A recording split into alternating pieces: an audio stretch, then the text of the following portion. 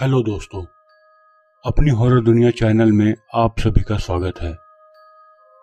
तो दोस्तों, आज मैं वापस एक बहुत ही ज़्यादा इंटरेस्टिंग वीडियो लेके आ गया हूँ। आज की ये स्टोरी बहुत ज़्यादा डरावनी होने के साथ साथ बिल्कुल सच्ची है। और आज की ये दोनों ही कहानी भारत में घटित कुछ भूतिया घटनाओं पर है। तो चलिए ज़्यादा टाइम ना लेते हुए वीडियो को स्टार्ट करते हैं। तो आज की पहली स्टोरी एक राजू नाम के व्यक्ति की है। तो आगे की पूरी स्टोरी मैं उनके पॉइंट ऑफ व्यू से ही बताऊंगा। मेरा नाम राजू है, मेरी एज अब 26 साल है और ये कहानी तब की है जब मैं 9th में पढ़ता था। तो उस समय हम टोटल 6 लोग, मैं, मेरी मम्मी, पापा, मेरी मौसी और उनका एक लड़का और मेरी नानी 3 रात और 2 दिन के लिए एक होटल बुक करते हैं गुजरात के बॉर्डर पर। और हम सभी एक कार से वहां पर पहुंच जाते हैं। वो होटल या यूं कहें कि रिजॉर्ट बहुत ही ज़्यादा अच्छा था। हमने 3 रूम बुक किया था। 2 रूम आपस में ही सटे हुए थे, जबकि तीसरा रूम हमसे थोड़ी दूसरी साइड पर था। मेरे मम्मी और पापा उसी रूम में थे। मैं और मेरी मौसी का लड़का एक रूम में थे और हमारी बगल वाले रूम में मौसी और नानी थी। शाम का टाइम बहुत ही बढ़िया से गुजर रहा था। हम सब इतना दूर आए थे, इसी के वजह से सब के सब थके हुए थे। मैं मेरी नानी और मौसी के रूम में था और उस समय रात के करीब 1 बज रहे होंगे। हम तीनों ही आपस में बात कर रहे थे। मुझे हल्की हल्की नींद सी आ रही थी, लेकिन मैं फिर भी जगा हुआ था।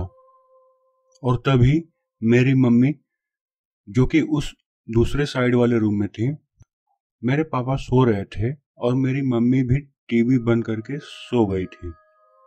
फिर अचानक से 5 मिनट बाद टीवी का स्विच अपने आप ही चालू हो जाता है। ये काफी भयानक था, क्योंकि मेरी मम्मी ने खुद ही वो स्विच बंद कर दिया था। तो टीवी का स्विच अपने आप चालू होना किसी को भी डरा देगा। मेरी मम्मी घबराते घबराते हमारे रूम में आई और सारी चीज हमको बताने लगी। और ये सब बताने के बाद मेरी मम्मी मेरे मौसी के लड़के के पास जाती है और वहीं सो जाती हैं। मैं, नानी और मौसी इसी सब्जेक्ट पे बात ही कर रहे थे कि लाइट चली जाती है। और लाइट सिर्फ हमारे ही रूम में नहीं, पूरे रिजॉर्ट की चली गई थी।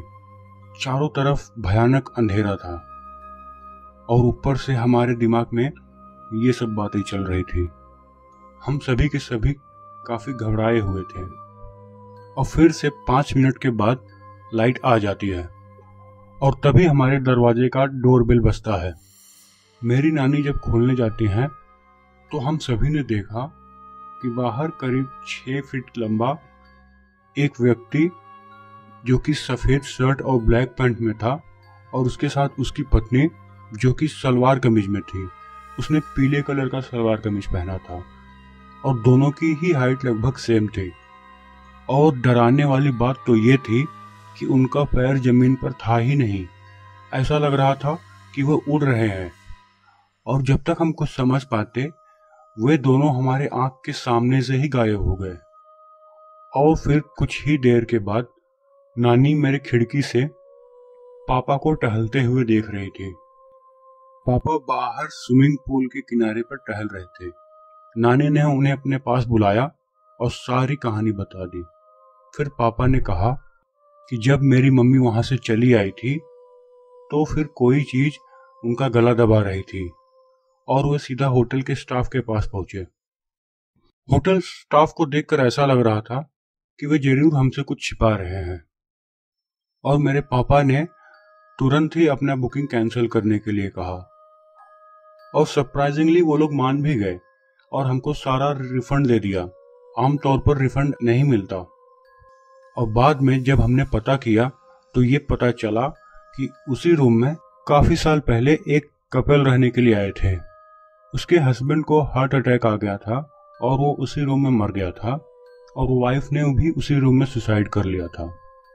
दोस्तों, वो होटल आज भी वर्किंग है, वहाँ पर आज भी बुकिंग होती है। मुझे नहीं पता इसके बाद से वहाँ पर क्या हुआ। तो ये थी आज की पहली कहानी, जो कि काफ़ी ज़्यादा क्रीपी थी। अब चलिए चलते हैं आज की अपनी दूसरी स्टोरी पर।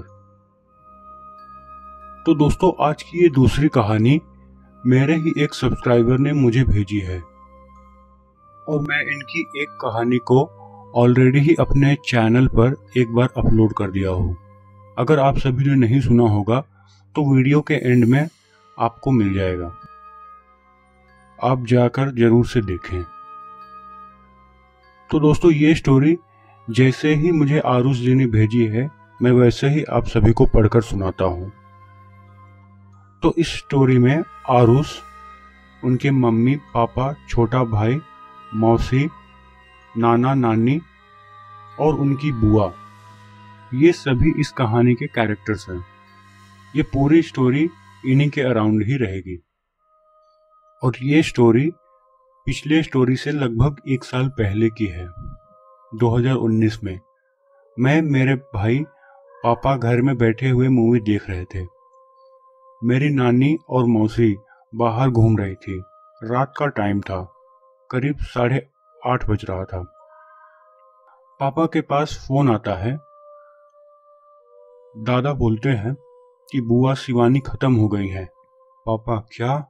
अरे देखो, सांसें चल रही होंगी।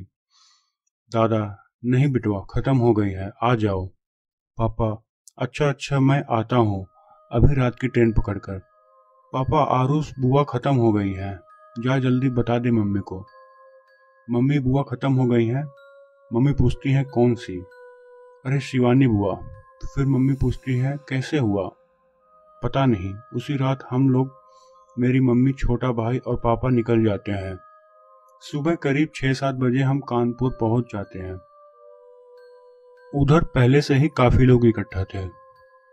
दादा दादी बुआ के सर के पास बैठे थे। तभी मैं देखता हूँ बुआ के गले पर थोड़ा रेड रेड निशान बना हुआ था। मैं उसे इग्नोर करता हूँ। पापा और मैं ऊपर वाले रूम में चले जाते हैं। बुआ उधर ही रहती थी। हम एक फोन का स्टैंड और उसमें लगा फोन देखते हैं और सीलिंग से लटकी हुई रस्सी भी। बाद में मौसा नानी के साथ आते हैं। मरने के बाद एक क्रिया होती है, खाना रखना होता है। जिधर इंसान खत्म हुआ है, पूरे घर में अंधेरा रखना होता है। जब तक पूरा नहीं होता, मेरे पापा, मौसा और दादा ऊपर रूम में रखने जाते हैं। उस खाने में खीर भी था। बुआ को मीठा बहुत पसंद था, मुझे भी। और एकदम से रूम का दरवाजा बंद हो जाता है। मौसा और पापा डर जाते हैं, दादा नहीं, क्योंकि उन्हें पता था क्या क्या होने वाला है। और खीर गिर जाती है। मौसा बाहर आके सिगरेट पीते हैं और उनके रोंगटे भी खड़े हो गए थे। उन्हें पता चल गया था कि वो और खीर मांग रही है। फिर हम लोग रात की बस पकड़ के वापस आ जाते हैं। स्टोरी शिफ्ट होती है साल 2020 में। सेवानगर में हमारे बगल में वही जाने माने भगत जी रहते थे। सब ठीक चल रहा था। कुछ दिनों बाद हम चारों को डर लगने लगा था। ऐसा लगता था कोई तो हर वक्त हमारे साथ है। ज्यादातर ऐसा मम्मी को लगता था, क्योंकि मम्मी बुआ से ज्यादा ही क्लोज थी। मम्मी को हर दिन सपने में बुआ दिखती थी, मानो वो कुछ बताना चाहती हैं। मम्मी के अंदर भी बदलाव आ गया था। छोटी छोटी बात पर गुस्सा हो जाती थी। जब ये सब ज्यादा बढ़ गया था, पापा ने उस दिन भगत जी से बात की। भगत जी बोल रहे थे कि अपने साथ उनके लेके आइए। इसने कुछ ऐसा लगाया या लेके आई है जो शिवानी से बिलोंग करता था। भगत जी घर में कुछ पूजा करते हैं, जिसमें एकदम से लौंग और कपूर और कुछ चीजों से बिना किसी आग जलाने वाले साधन से आग लगा देते हैं। तुरंत पेपर से कवर कर उसे कहीं बाहर बांध आते हैं। कुछ दिनों बाद दादा बताते हैं वो फांसी लगा के मरी है। पापा ये सुनकर सुन्न हो जाते हैं और मुझे याद आता है, अरे मैं उनके गले पे निशान देखा था। दादा बताते हैं उसके फोन में उसने पूरी वीडियो बनाई है अपने मरने की। बट रात भर फोन चलाने से फोन बंद हो गया था। और फिर भगत जी के पूछने पर मम्मी बताती हैं कि वो उनकी लिपस्टिक को यूज की थी और शायद इसी सब के कारण ये सब हुआ था, और उसके बाद से सब कुछ सही हो जाता है। तो दोस्तों, ये थी आज की दूसरी स्टोरी। आशा करता हूँ कि आप सभी को बहुत ही अच्छी लगी होगी।